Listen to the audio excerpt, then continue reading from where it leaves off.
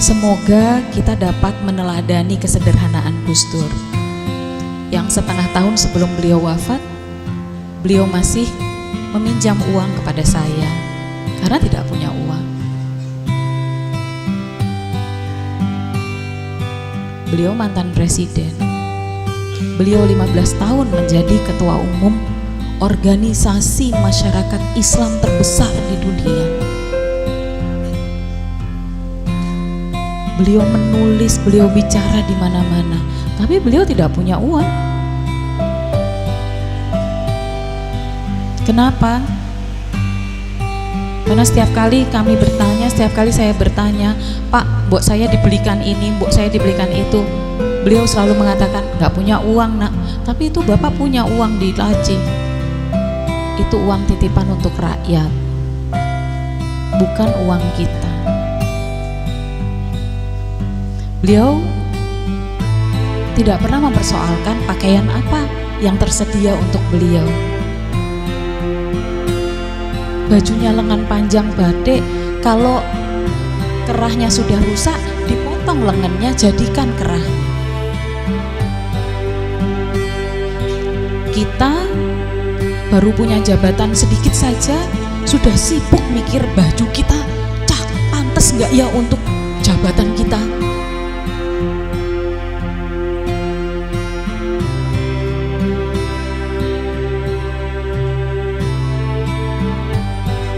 Apakah kita bisa meneladani zuhud beliau dari gemerlap kekuasaan dan materi?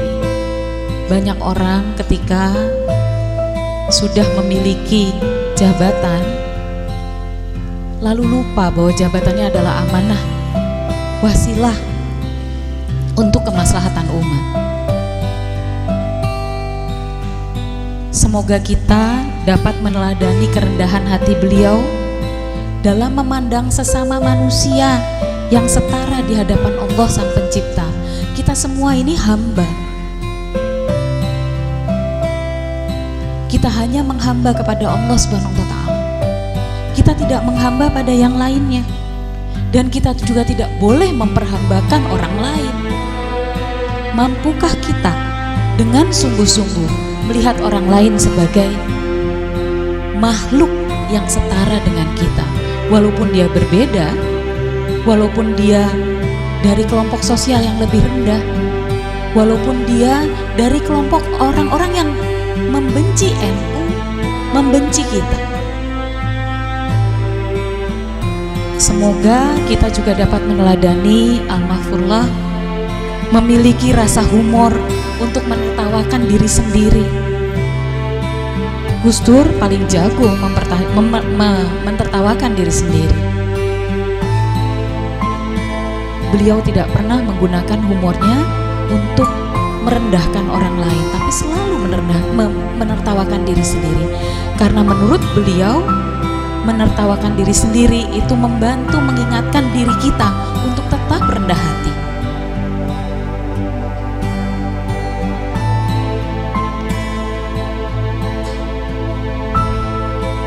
Semoga kita juga dapat memiliki keteguhan hati untuk setia kepada tujuan mulia perjuangan kita, yaitu kemaslahatan umat.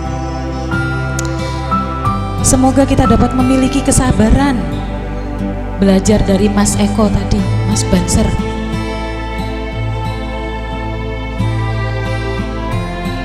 Kita harus mendaki jalan terjal memperjuangkan keadilan bagi sesama bangsa Indonesia. Semoga kita diberi kesabaran. Semoga kita dapat meneladani kebesaran jiwa Al-Mahfurullah dalam menerima kekalahan dan kegagalan hidup. Sebab Gus Dur banyak sekali mengalami kegagalan, tapi itu tidak menyurutkan langkah beliau, tidak menjadikan kegagalan itu sebagai batu sandungan. Kegagalan apa yang lebih besar dari didongkel oleh konspirasi politik dari kedudukan sebagai Presiden Republik Indonesia? Dituduh korupsi walau tidak pernah terbukti sampai sekarang. Apakah setelah itu, setelah terbukti bahwa beliau tidak korupsi, beliau tidak mengambil dana dari Sultan Brunei, apakah beliau kemudian berkoar-koar meminta haknya, menuntut masyarakat? Tidak. Beliau mengakui bahwa ini semua adalah permainan politik, dan beliau sudah menetapkan bahwa ada cara lain untuk berjuang. Semoga kita bisa meneladani kebesaran jiwa beliau, tidak surut langkah pada saat kita berhadapan dengan batu sandungan. Dan semoga kita semua dapat terus bersikap istiqomah, melihat hidup kita hanya sebagai saluran berkah untuk orang-orang yang ada di sekitar kita. Khairun nas anfa'uhum linnas. Bagi Gus Dur, itu bukan jargon, bukan slogan, bukan pemanis bibir, tapi beliau meyakini betul bahwa tugas mewujudkan Islam rahmatan lil alamin tidak bisa ditawar